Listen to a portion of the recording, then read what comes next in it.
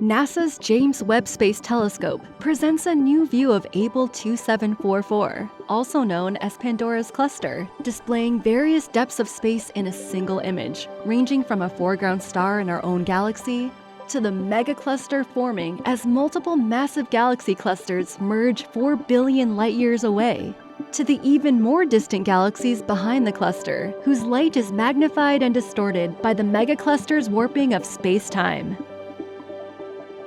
Without the cluster's magnification boost, even the Webb telescope could not see these faint, extremely distant galaxies.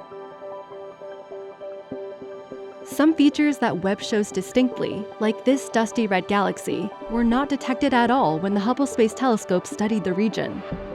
Astronomers are using this image to choose certain galaxies for follow-up to get precise distance measurements and details about intriguing features.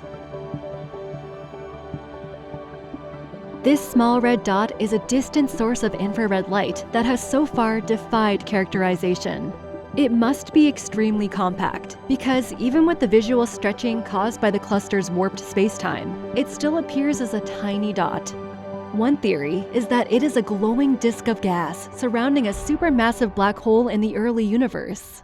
Webb's follow-up observations will further reveal the wonders of Pandora's cluster and uncover a new understanding of the universe.